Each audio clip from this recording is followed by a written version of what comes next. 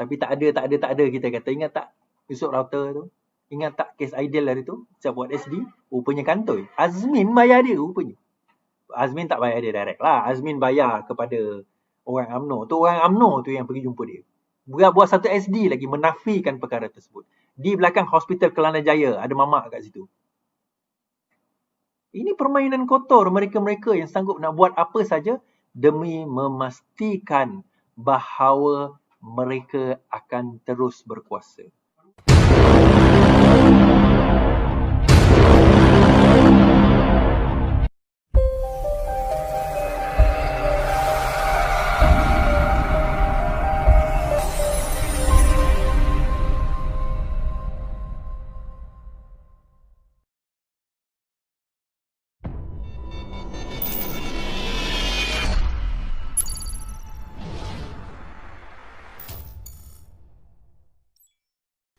Jangan lupa subscribe ha. Ingat ha, subscribe ha. Sebenarnya yang paling penting adalah bagaimana perlakuan kita. Sebab itu kita selalu pesan jangan pernah khianat pada orang, jangan pernah khianat pada janji.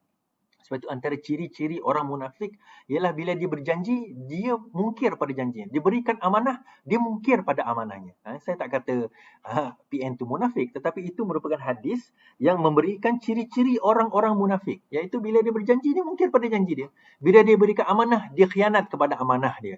Jadi dalam keadaan tersebut, kenapa diberikan sehingga berat sungguh dia punya tekanan itu? Kita nak bagi tahu bahawa penekanan kepada pengkhianatan, penekanan kepada berpegang pada janji ini akhirnya kembali kepada diri kita sendiri. Kalau sekiranya dengan kawan pun kita boleh khianat, bagaimana musuh kita nak percaya kepada kita? Sebab itu orang yang bersama dengan Muhyiddin Yassin tak pernah percaya kepada mereka. UMNO tak pernah percaya kepada Bersatu. PAS tak pernah percaya kepada Bersatu. Mereka berada di situ bukan kerana dia percaya kepada kepimpinan Muhyiddin Yassin. Mereka berada di situ kerana mereka diberikan jawatan. Kerana mereka ditawarkan jawatan, ditawarkan wang, ditawarkan pangkat. Dan benda itu, kalau kita lihat daripada aspek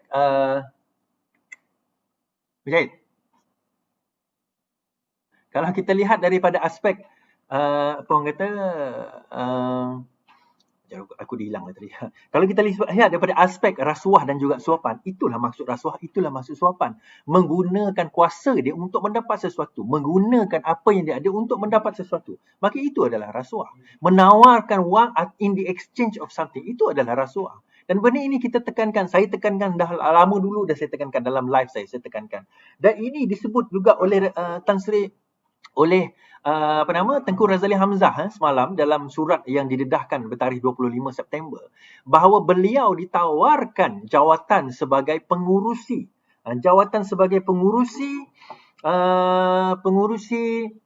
Petronas dan jawatan sebagai pengurusi Petronas ini menyebabkan dia, dan beliau tolak, dia kata bahawa ini merupakan satu sogokan. Ini adalah bentuk sogokan. Tapi yang menariknya sogokan ini diterima pula oleh PAS Dia kata tak ada. PAS kata tak ada masalah pun sogokan tersebut Yang tu bab tu halal pula Bab tu okey pula. Tapi tak apalah kalau kita nak kata PAS nak kata halal, katalah dia halal. Itu biasalah golongan-golongan ini akan sentiasa cuba menghalalkan apa saja yang boleh dihalalkan. Bila kena pada mereka, bila tak kena pada mereka maka semua haram. Biasalah tu, tak apa, biarlah dia. Jadi timbul satu cerita menarik. Saya sebut semalam berkenaan dengan UMNO dan bagaimana UMNO cuba untuk nak menguasai kembali negara ini. Motivasi UMNO adalah untuk membebaskan pimpinan mereka. Itu motivasi. Dan mereka tahu sebenarnya kalau sekiranya Muhyiddin Yassin yang diharapkan untuk membebaskan membebaskan Najib, membebaskan Zahid, tak boleh nak diharap. Dia tahu nak berharap kepada Anwar Ibrahim memang tak boleh harap lah. Sebab Anwar Ibrahim tak akan membebaskan mereka dan garanti itu dah diserahkan. Dikatakan bahawa Anwar akan akan memberikan segala-galanya kepada kehakiman. Kehakiman yang akan menentukan sama ada mereka akan bersalah atau tidak. Anwar tak akan kisah mengenai apa yang berlaku. Yang penting sekarang ini, dia kata semua akan with due cost, diserahkan kepada badan kehakiman lah. Jadi daripada situ, apa jaminan bahawa pemimpin mereka akan bebas? Apa jaminan bahawa pemimpin mereka akan bebas? Kita tahu dalam UMNO itu sendiri terpecah kepada dua, iaitu golongan yang menyokong Muhyiddin Yassin, iaitu seperti Anwar Musa dan juga yang sewaktu dengannya, dan golongan yang tidak mahu kepada Muhyiddin Yassin. Dan mereka mahu kepada pimpinan lain. Ada yang mahu Azmi naik, ada yang mahu Kuli naik, dan sekarang ini timbul ura-ura mengatakan Kuli pula ada majoriti. Okey, saya dah sebut malam tadi, dalam apa situasi yang ada sekarang ini, kita lihat bahawa apa yang mereka nak bawa adalah nak bawa bersatu ke meja rundingan. Mereka nak bawa bersatu ke meja rundingan. So, nak bawa bersatu ke meja rundingan untuk tujuan apa? Tujuan bawa bersatu ke meja rundingan yang pertama sekali adalah memastikan bahawa Perdana Menteri itu daripada kalangan UMNO. Kalau kita tengok secara logik, kenapa daripada kalangan UMNO? Okey, sorry, memang dia dari kalangan UMNO, itu logiknya. Tetapi siapa daripada kalangan UMNO? Now, daripada kalangan UMNO, 39 orang ahli parlimen ini, dia mestilah cari seseorang yang senior dan tidak mempunyai kes. Siapakah yang senior tidak mempunyai kes? Kalau kita tengok yang tidak ada kes lah buat masa ini, tidak ada kes, ramai. Kalau kita tengok Tajuddin, Pasir Salak, kalau kita tengok KJ, Khairi, daripada Rembau, kalau kita tengok ramai ahli-ahli pimpinan UMNO yang lain yang tidak mempunyai kes. Tetapi yang paling senior dan disekani di kalangan mereka tidak lain bukan hanyalah Tengku Razali Hamzah. Ini merupakan taktik yang mereka nak. Sebab apa? Nak command respect, nak command majority, dia kena command respect. Siapa yang nak command majority kena command respect. Seseorang yang boleh dihormati. Ada juga yang berkata kepada saya hari ini bahawa Mahathir dan juga Kuli ni Kuli takkan terima arahan daripada Mahathir. Okey, itu merupakan satu benda yang jelas. Kuli takkan menerima arahan daripada Mahathir disebabkan oleh dendam Kuli itu terhadap Mahathir. Now, kita kena ingat, ini bukan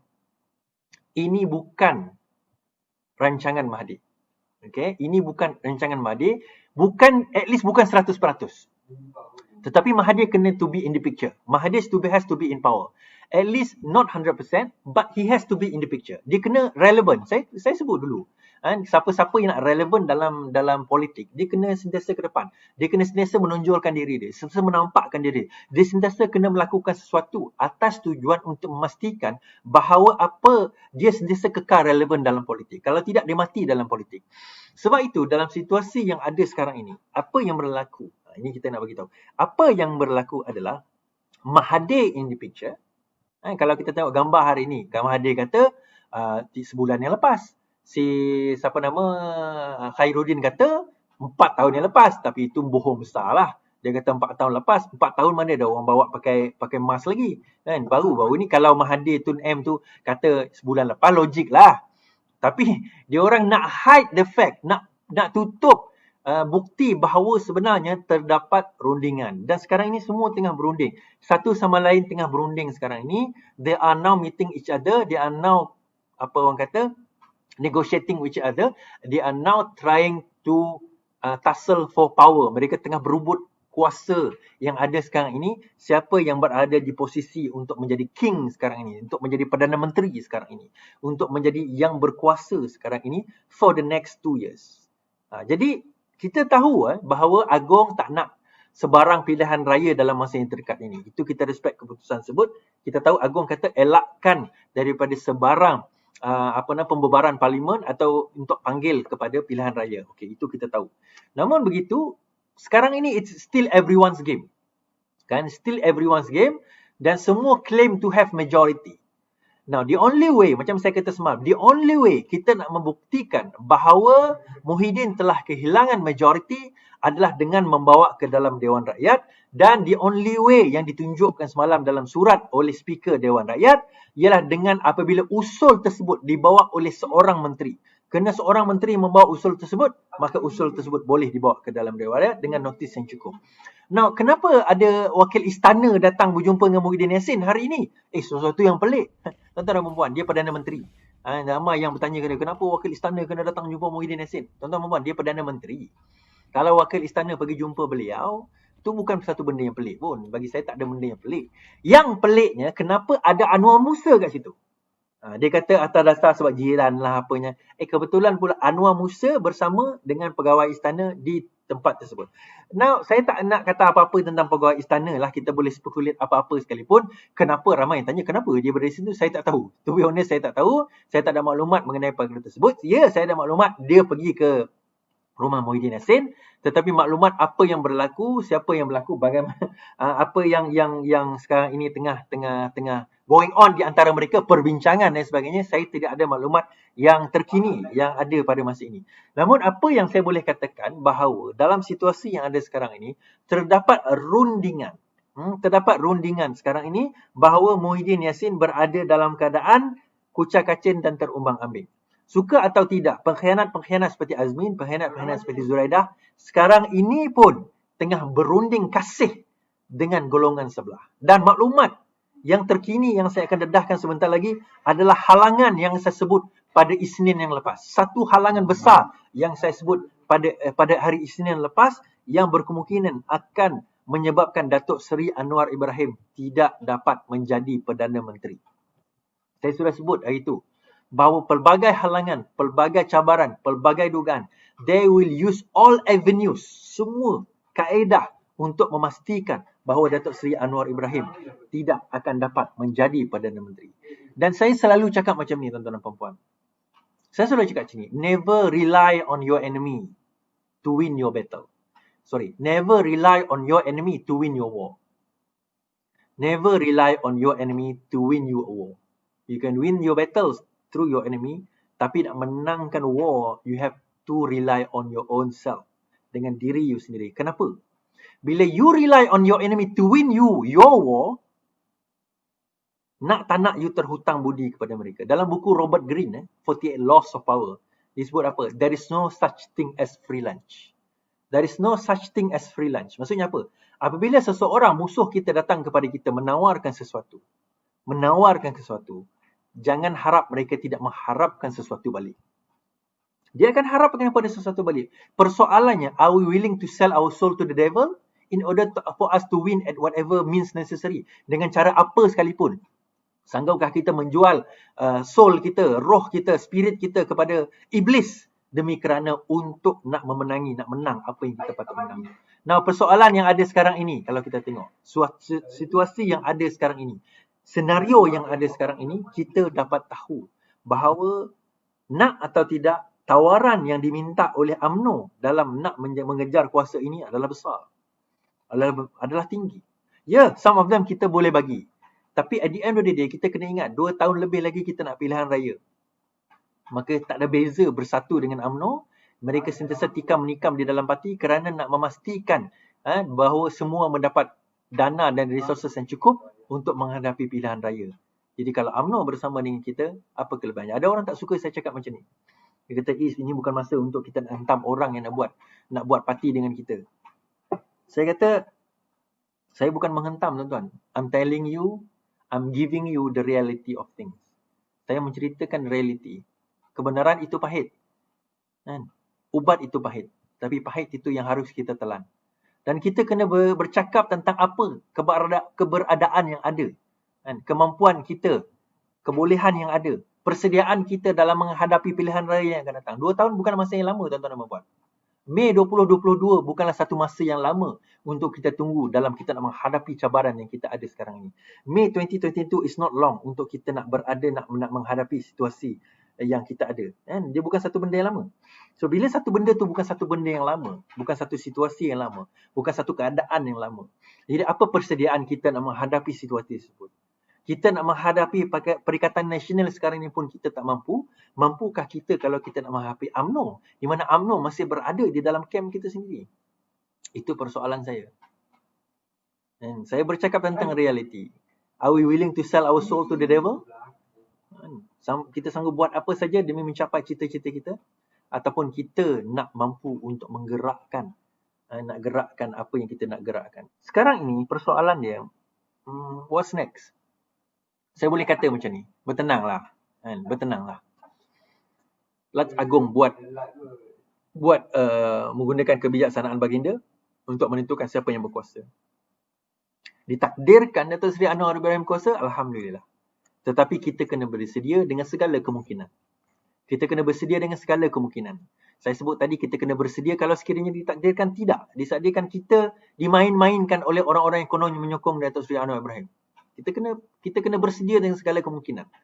Dan sekiranya tidaklah dipilih Datuk Seri Anwar Ibrahim itu sebagai Perdana Menteri Malaysia, tidaklah itu menjadi satu benda yang merendahkan kebolehan dan martabat beliau.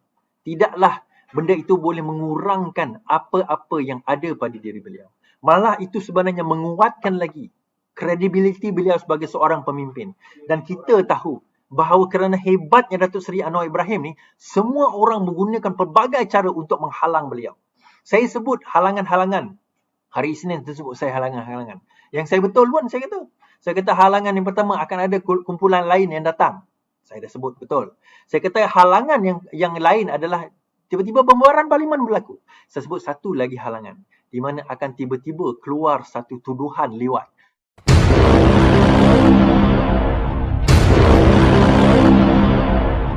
Keluar satu video, keluar satu audio, keluar sesuatu. Sesuatu yang akan menjatuhkan moral Datuk Seri Anwar Ibrahim di sisi rakyat. Dan benda itu ada di kalangan pemfitnah dan bodoh yang bodoh ini akan menerima benda tersebut. Ada kemungkinan. Saya menyebut kemungkinan itu akan berlaku. Kita tengok kes Yusuf Router. Kita tengok kes Aidil, siapa nama mamat tu, yang pasal liwat tu, dia kata, dia buat SD, dia kata dia kena liwat. Di Batu Ferringhi, di tingkat 4, padahal hotel tu ada 3 tingkat je. Kan?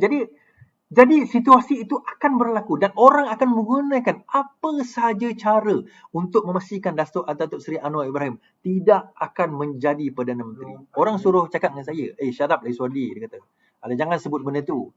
Tuan-tuan dan perempuan, no matter what you do, tak kisah apa yang kita buat, reality is reality. Kita berada di atas satu kereta api, walaupun otak kita kata, okey, kereta api ni tak bergerak, kereta api ni tak gerak. Lepas tu kita terjun daripada kereta api, kita jatuh, sakit juga.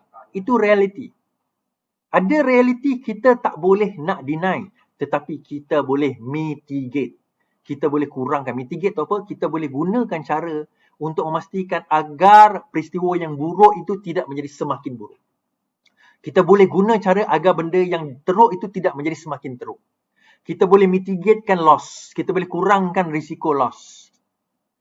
Sorry, kalau ditakdirkan Datuk Seri Anwar Ibrahim menjadi Perdana Menteri, Alhamdulillah. Alhamdulillah. Bersama dengan UMNO. Kita harap UMNO pun boleh membawa agenda demokrasi teruskan. Kita ni, semua ni, yang mana menonton kebanyakan kita ni, kita umpama melukut di tepi gantang aja. Melukut di tepi gantang. Kenapa melukut di tepi gantang? Ada pun kita tak akan menambah, tak ada pun kita tak akan mengurang. Itu kita, kan? Tetapi melukut di tepi gantang, kalau kita kumpul satu gantang pun tetap berat dia satu gantang, betul? Satu gantang melukut tetap satu gantang. Sebab itu kita perlukan masa, mass untuk melakukan satu perubahan. Dan perubahan yang kita ada sekarang ini, macam saya kata, membawa kepada kita rakyat yang menentukan akhirnya, suara kita yang menentukan akhirnya lanskap politik negara kita. Danlah cukup-cukup kita meletakkan lanskap politik negara kita di kalangan orang-orang atasan. Tiba masa rakyat boleh melakukan sesuatu. Bila? PRU nanti. PRU nanti kita boleh. Benda halangan yang ketiga yang paling besar yang mungkin akan berlaku dalam masa yang terdekat, tuan-tuan dan puan, iaitu satu bentuk video, audio, tuduhan jijik yang akan keluar tidak lama lagi. Dalam perancangan untuk keluar. Dalam persediaan untuk keluar. Bagi memastikan Datuk Seri Anwar Ibrahim tidak mampu lagi untuk menjadi seorang Perdana Menteri. Dan inilah saja permainan mereka. Ini permainan mereka. Itu benda yang antara benda yang akan berlaku. Itu benda yang akan berlaku. Up to a point, kita tengok nanti. Kalau tak ada Iswadi, tak ada, Alhamdulillah lah. Tapi tak ada kita kata. Ingat tak Yusuf Router tu? Ingat tak kes Aidil hari tu? Saya buat SD, rupanya kantoi. Azmin bayar dia rupanya.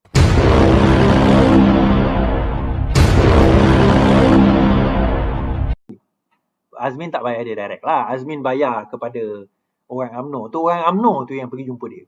Buat satu SD lagi menafikan perkara tersebut. Di belakang Hospital Kelana Jaya ada mamak kat situ. Ini permainan kotor mereka-mereka yang sanggup nak buat apa saja demi memastikan bahawa mereka akan terus berkuasa.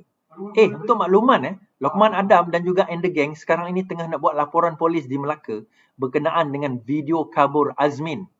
Kenapa sekarang ni video Azmin tu tiba-tiba disenyapkan begitu saja? Lokman Adam daripada UMNO tengah nak buat laporan polis sekarang. Nampak apa yang UMNO nak buat? Setelah gagal Azmin untuk memenangi UMNO melalui geng-geng dia, sekarang ini ada golongan di kalangan UMNO yang menjatuhkan Azmin. Tuan-tuan, tidak ada untungnya dengan mengkhianat. Tidak ada untungnya menjadi pengkhianat. Akhirnya, yang mengkhianat akan dikhianat, yang menikam akan ditikam. Dan betul kata Azmin bahawa dia ditikam daripada belakang. Bukan daripada orang daripada Parti Keadilan, tetapi orang daripada dalam UMNO itu sendiri yang menikam beliau daripada belakang. So Azmin, selamat makan ubat anda sendiri. Happy eating your own medicine. Eating your own medicine. So itu merupakan benda yang kita dapat ceritakan malam ini. Tak ada lebih, tak ada kurang daripada itulah. Itu setakat itu yang boleh kita nyatakan. Terima kasih kepada yang menonton kita pada malam ini. InsyaAllah tak ada benda pun, itu je yang saya boleh ungkapkan. Terima kasih kerana masih lagi bersama kita. Terima kasih kerana bersama dengan saya pada malam ini. Alhamdulillah di YouTube kita ada 5,300, di Facebook kita ada 7,700, di Twitter kita ada lebih kurang 80 orang yang menonton kita di Twitter hari ini. Nah, dah turun 60 lah. Tapi dalam 70, 60, 70 orang. Terima kasih. First time masuk ke Twitter. Jangan lupa subscribe Ingat subscribe